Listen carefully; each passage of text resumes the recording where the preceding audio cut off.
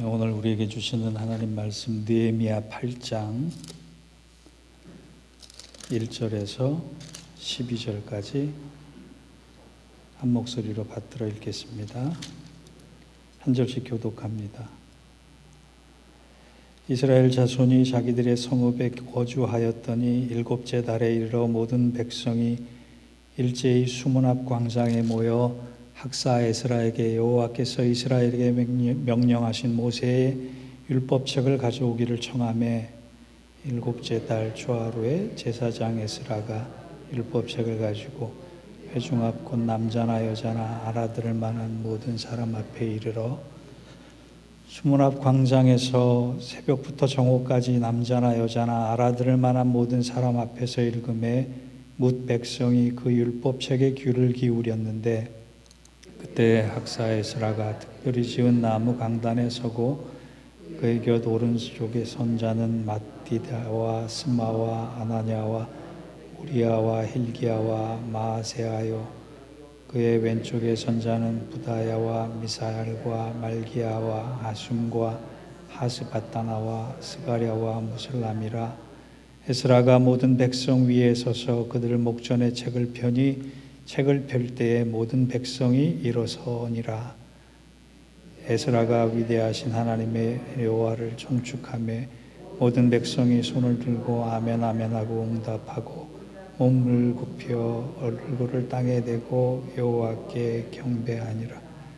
예수아와 바니와 세베라와 야민과 악굽과 사부대와 호디야와 마아세아와 그리다와 아사랴와 요사밧과 하난과 블라야와 레위 사람들은 백성이 제자리에 서 있는 동안 그들에게 율법을 깨닫게 하였는데 하나님의 율법책을 낭독하고 그 뜻을 해석하여 백성에게 그 낭독한 것을 다 깨닫게 하니 백성이 율법의 말씀을 듣고 다 우는지라. 총독 느헤미야와 제사장 겸 학사 에스라와 백성을 가르치는 레위 사람들이 모든 백성에게 이르기를 오늘은 너희 하나님 여호와의 성일이니 슬퍼하지 말며 울지 말라 하고 느헤미야가 또 그들에게 이르기를 너희는 가서 살찐 것을 먹고 단 것을 마시되 준비하지 못한 자에게는 나누라. 이날은 우리 주의 성일이니 근심하지 말라. 여호와로 인하여 기뻐하는 것이 너희의 힘이니라 하고 레위 사람들도 모든 백성을 정숙하게 하여 이르기를 오늘은 성일이니 마땅히 조용하고 근심하지 말라 하니 모든 백성이 곧 가서 먹고 마시며 나누어 주고 크게 즐거워하니 이는 그들이 그 읽어준 말을 밝히 알미라. 아멘. 하나님 말씀입니다. 유례없는 팬데믹 같은 혼란기에 우리 신앙을 어떻게 유지하고 믿음 생활을 어떻게 잘할 것인가 이것을 점검하기 위해 우리는 지난주일 기도의 사람 느헤미야를 통해 시작과 끝이 기도여야 한다 이것을 배웠습니다. 오늘도 역시 신앙의 재건을 위해 느헤미야가 성벽 재건 후 가장 집중한 것이 무엇인가 그것을 다시 한번 좀 살펴볼까 합니다. 느헤미야서를 묵상할수록 느헤미야가 아주 영적으로 강력한 사람이다. 영적으로 건강한 사람이다. 영적으로 파워풀한 사람이다라고 하는 것을 느끼게 되었습니다. 저나 여러분이나 영적으로 건강할 때가 있고 또 허약해질 때가 있습니다.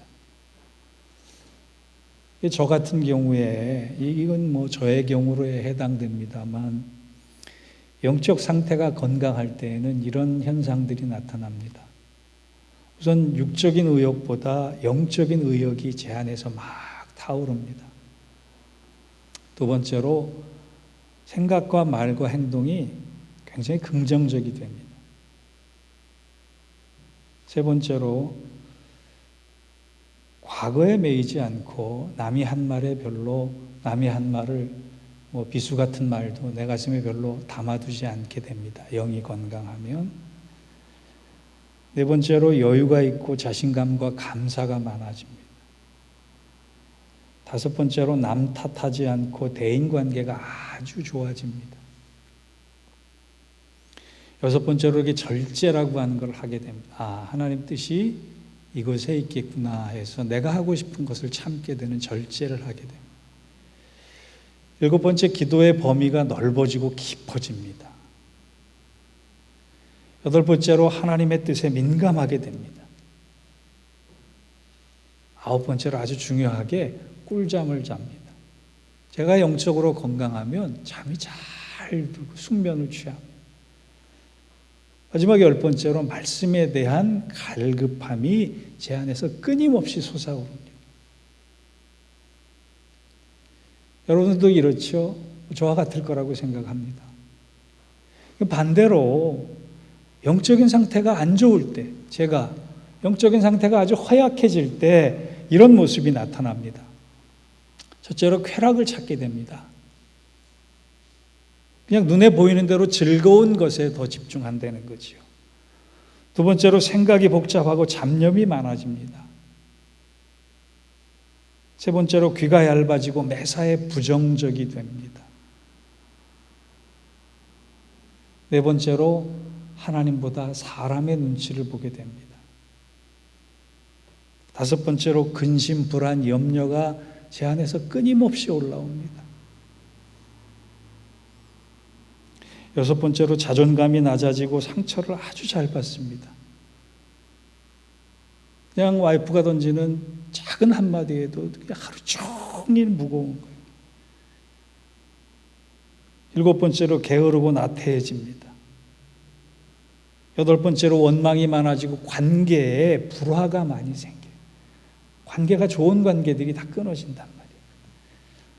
아홉 번째로 분별력이 약해집니다.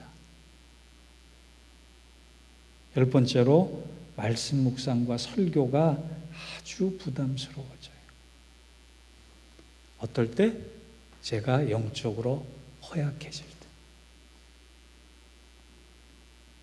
여러분은 어때요? 영적으로 건강하실 때가 더 많으십니까? 허약해질 때가 더 많으십니까? 아마 저와 같은 여러 가지 현상들이 동일하게 나타나리라고 생각합니다. 오늘 느헤미야서를 보니까 느헤미야라는 사람은 영적으로 기복이 없어요. 아주 건강한 사람이에요. 운동 경기하려면 체력과 지구력이 있어야 하고 전쟁 승리하려면 군사력이 있어야 하는데 그는 영적인 파워가, 홀리 파워가 대단한 사람이에요. 그래서 그 막중한 사명을 잘 감당할 수 있었다는 겁니다. 오늘 우리는 본문을 통해 느헤미야 같은 홀리 파워를 가지기 위해서 무엇을 해야 할까? 두 가지의 말씀을 꼭 좀 붙잡았으면 좋겠어요. 첫째, 그가 영적인 힘을 가질 수 있었던 것은 그 자신을 항상 말씀 안에 세웠기 때문에.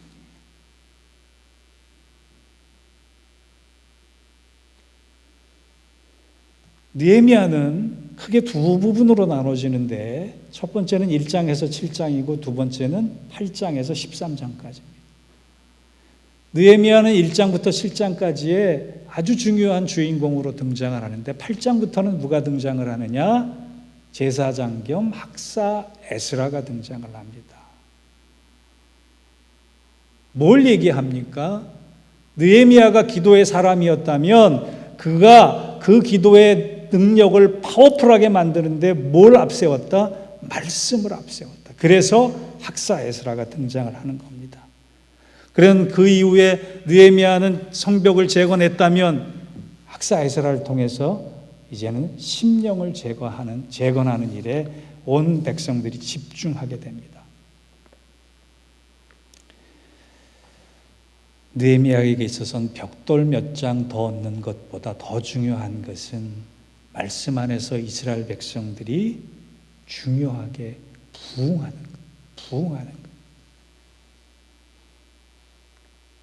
이 뜻을 알았는지 이스라엘 백성들이 응답하기 시작합니다. 1절을 한번 보겠습니다. 이스라엘 자손이 자기들의 성읍에 거주하였더니 일곱째 달에 이르러 모든 백성이 일제히 수문 앞 광장에 모여 학사 에스라에게 여호와께서 이스라엘에게 명령하신 모세의 율법책을 가져오기를 청하매 그랬어요. 여기서 눈여겨볼 단어가 일제히라는 단어입니다. 모든 백성이 일제히 수문 앞 광장에 모여 그랬습니다. 성벽을 건축하고 7달 동안 이스라엘 백성들이 하고자 하는 무언가에 열망이 생겼습니다. 밭을 경작하는 것도 아니고 집을 짓는 것도 아니고 새로운 경제활동을 하는 것도 아니고 우리가 무언가 해야 하는데 그것이 무엇이냐? 일제히 영어 성경에 보니까 as one man, 한 사람처럼 온 이스라엘 백성들이 한 사람처럼 응답하고 나왔는데 그 모습이 어떤 모습이냐? 말씀 앞에 그들을 세운 거예요. 저는 7달이 굉장히 중요하다고 생각해요. 그들은 육적으로는 허기졌습니다. 근데 그것만 끝인 것이 아니라 영적인 허기까지 느끼게 됐다는 거예요. 우리가 무엇을 잘못했는지, 왜 포로가 되었는지, 왜 이런 실수가, 왜 이런 죄악이 관영했는지를 깨닫게 되면서 그들 자신이 내가 이래서는 안 되겠다. 영적인 허기 앞에 그들을 세우고 그 영적인 허기를 채우기 위해서는 하나님의 말씀으로 돌아가야겠다. 그것을 한결같이 느끼고 한 사람처럼 느끼고 에스라에게 말씀을 들려주기를 청하는 것입니다. 여러분, 우리가 영적으로 건강한지 안 건강한지, 제가 초두에 제 영이 건강할 때는 말씀에 대한 갈급함이 끊임없이 솟아오른다 그랬지요. 영이 허약할 때는 어떻게 된다고요? 말씀이 그렇게 부담스러울 수가 없어요. 설교가 그렇게 힘들 수가 없어요. 마찬가지예요. 우리도 내 영이 건강한지 아닌지를 판단할 수 있는 기준이 뭐예요? 내가 영적으로 허기가 져 있느냐 안 져 있느냐. 성경은 영적인 허기가 축복이라 얘기합니다. 산상수훈 8복 중에 첫 번째와 네 번째 복이 바로 그겁니다. 심령이 가난한 자는 복이 있나니 천국에 그들이 것이며 의에 줄이고 목마른 자는 복이 있나니 하나님 나라를 볼 것이요.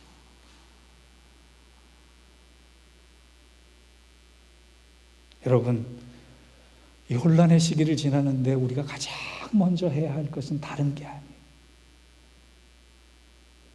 말씀 앞에 내 자신을 새롭게 세우는 것입니다. 불량식품으로 채워놓고 밥을 안 먹으면 건강 상해요.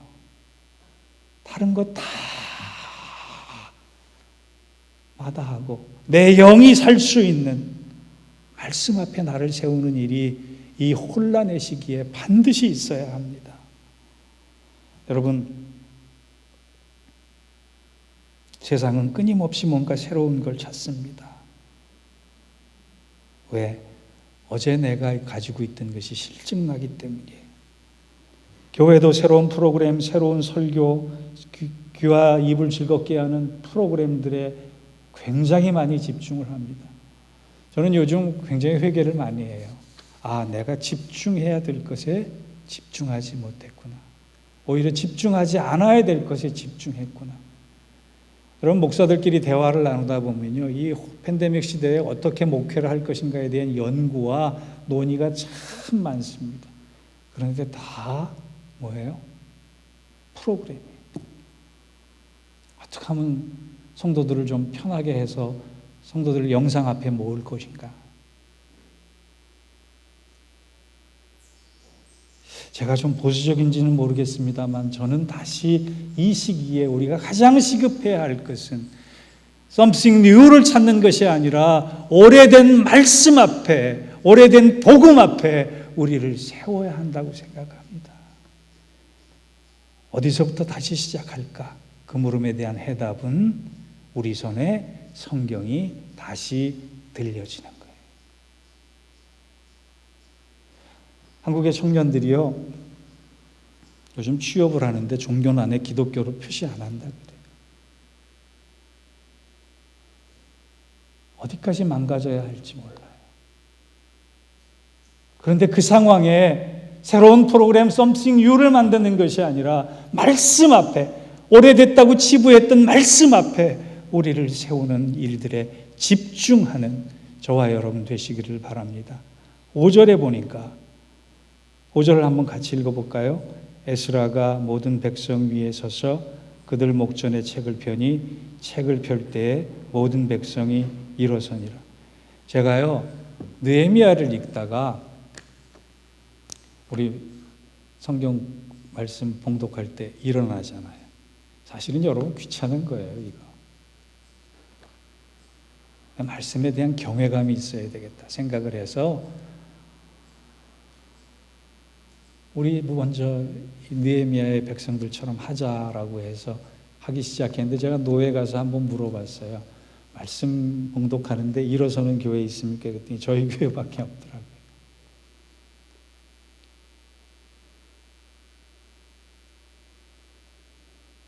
말씀에 대한 경외감으로 우리의 삶이 정지될 때, 우리의 생각이 정지될 때, 우리의 마음이 혼란할 때 하나님께 집중할 수 있는 우리가 될 때 우리는 그 말씀의 힘으로 새로워지고 일어설 수 있는 것입니다.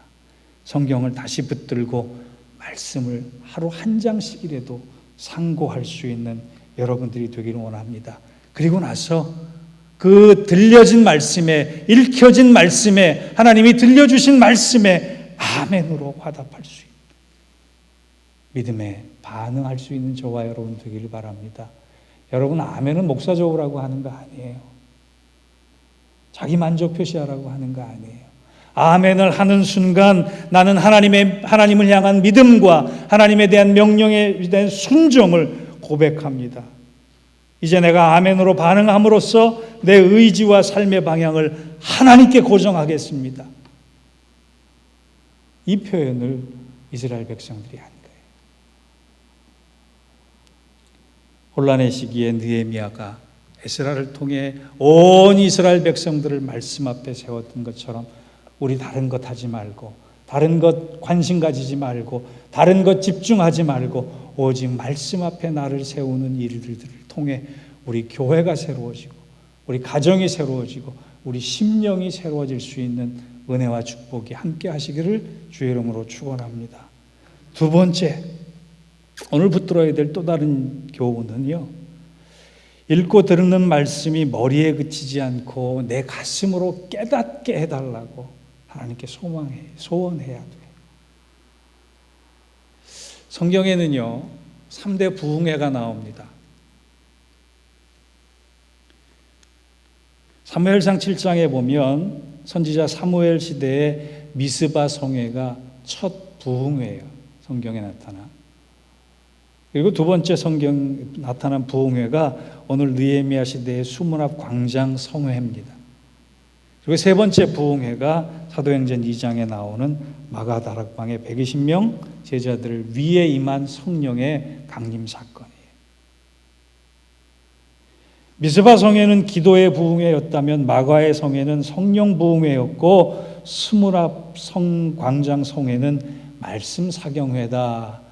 그런데 이 세 부흥회를 통해 심령이 살아나는데 그 심령이 살아나는 공통적인 과정이 하나 있어요. 그것이 뭐냐? 깨달음이에요. 그전에는 전혀 깨닫지 못했던 것들을 깨닫게 됩니다.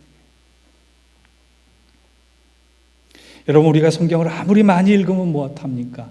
깨닫지 못하면 한낱 글자를 읽는 것과 다를 바가 없어요. 우리 7절과 8절을 다시 한번 보겠습니다. 예수야와 바니와 세레바와 야민과 야kup과 사부대와 호디야와 마아세이와 그라다와 아사라와 요사밧과 하난과 불리아와 레위 사람들은 백성이 제자리에 서 있는 동안 그들에게 율법을 뭐하게 하였는데? 깨닫게 하였는데 하나님의 율법을 낭독하고 그 뜻을 해석하여 백성에게 그 낭독하는 것을 또 어떻게 해요? 다 깨닫게 하니. 지금 이스라엘 백성들이 하나님의 말씀 앞에 섰는데 느헤미야 8장에서만 깨닫는다는 단어가 8번이나 나와요. 왜 깨닫는 것이 중요한지, 왜 깨닫는 것이 강조됐는지, 말씀을 읽어도 깨닫지 못하면 그 말씀의 능력이 내 안에 임하지 않는 거예요. 깨달아야지만 그 말씀이 내 말씀이 되는 거예요. 신학교 다닐 때 교회사 시험에 마틴 루터에 대해서 서술하시오 이런 교회사 문제가 나왔습니다. 한 친구가 준비를 했는지 안 했는지 자기는 딱 3줄 쓰고 나왔다 그러더라고요.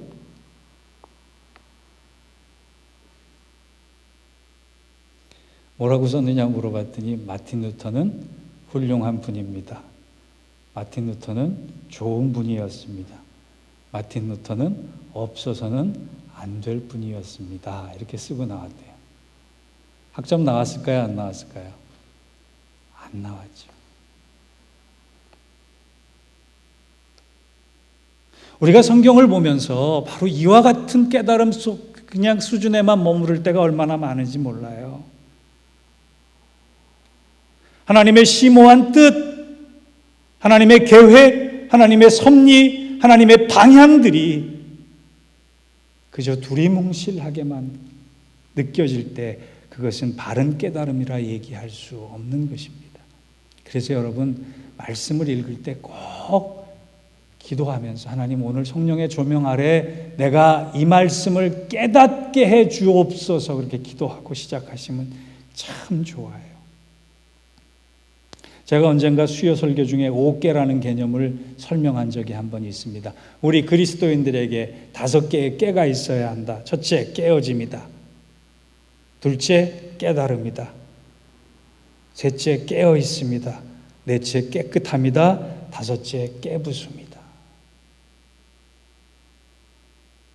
우리 그리스도인들이 그리스도인다울 때 가장 중요한 것 중에 깨달음이 있어야 한다. 우리 옆 사람에게 한번 고백하기를 원합니다. 깨달음이 복입니다. 깨달음이 복입니다. 여러분께서 말씀을 듣고 들을 때마다 말씀을 읽을 때마다 하나님의 뜻을 깨달을 수 있는 은혜가 임하시기를 축원합니다. 자, 여기 깨닫고 나서 오늘 본문 8장을 보니까 깨닫고 나서 거기에서만 그쳤느냐? 아니에요. 깨달음의 결과가 중요한 거예요. 말씀 앞에 나를 세우고 그 말씀을 깨닫고 난 다음에 결론이 아주 중요합니다. 9절과 10절입니다. 오늘은 너희 하나님 여호와의 성일이니 슬퍼하지 말며 울지 말라. 느헤미야가 또 이르기를 너희는 가서 살찐 것을 먹고 단 것을 마시되 예비치 못한 자에게 너희가 나누어주라. 이날은 주의 성일이니 근심하지 말라. 여호와를 기뻐하는 것이 너희의 힘이니라. 아멘. 말씀을 깨달으면 무엇이 보여요? 하나님이 보이기 시작해요. 말씀이 깨달아지면 느껴지는 게 뭐예요? 하나님을 통해 기뻐할 수 있다는 거예요. 말씀을 깨달으면 느껴지는 게 뭐예요? 근심하지 않는 새로운 힘이 내 안에 솟구친다는 거예요. 이스라엘 백성들이 말씀을 깨닫고 나니까 그전과는 다른 것들이 생겼는데 하나님이 우리의 힘이다라고 하는 것을 느끼게 됐대요. 여러분, 제가 말씀만 읽으라고 하는 것 아니고 말씀만 깨달으는 것도 아니고 그 결과에 하나님이 이 말씀을 통해서 나에게 이런 힘을 주시는구나. 하나님이 말씀을 통해서 나에게 이 근심을 사라지게 하시는구나. 하나님의 말씀을 통해서 내가 이렇게 기뻐할 수 있도록 만들어주시는구나. 그 과정까지 얻는 것이 말씀 앞에 우리를 세우는 축복의 열매인 것입니다. 광야에서요, 이스라엘 백성들이 하나님께서 만나와 메추라기를 매일같이 주셨을 때 처음으로 나온 반응이 뭔지 아세요?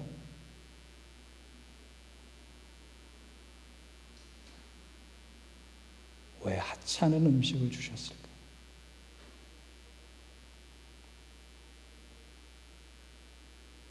저는 지금 한국교회와 이민교회 우리들까지도 하나님이 매일매일 주시는 만나와 메추라기 그 영적 양식 앞에 이스라엘 백성들과 같은 하찮은 음식 아닙니까? 왜 이런 걸 주십니까? 라고 하는 반응이 아닐까 생각합니다. 그래서 우리의 비극이 시작되는 거예요. 그래서 우리의 무기력이 시작되는 거예요. 그래서 우리가 아무것도 할 수 없고 앞이 안 보이는 거예요.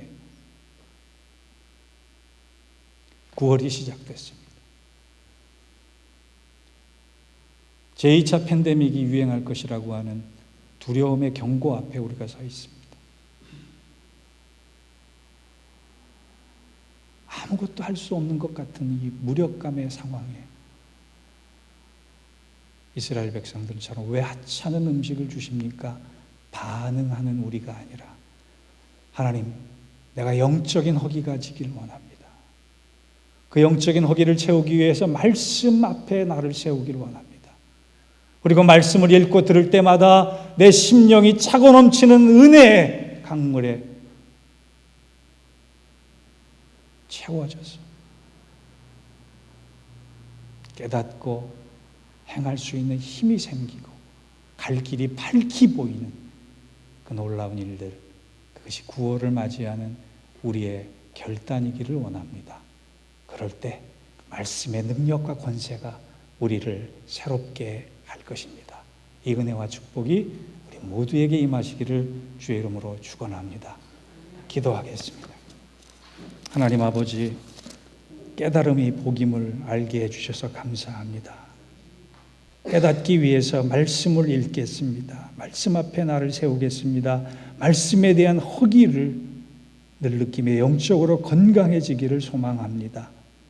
그리하여 그 영적인 강건함 앞에 하나님 주시는 힘과 권세로 무장하여 이 어려운 시기를 잘 감당하고 이 시대의 교회에 새로운 소망이 말씀 안에서 탄생되고 말씀 안에서 공급되고 말씀 안에서 열매 맺는 놀라운 역사의 주인공이 될 수 있는 우리 예인교회 성도들 되게 하여 주옵소서. 예수님의 이름으로 기도하옵나이다. 아멘.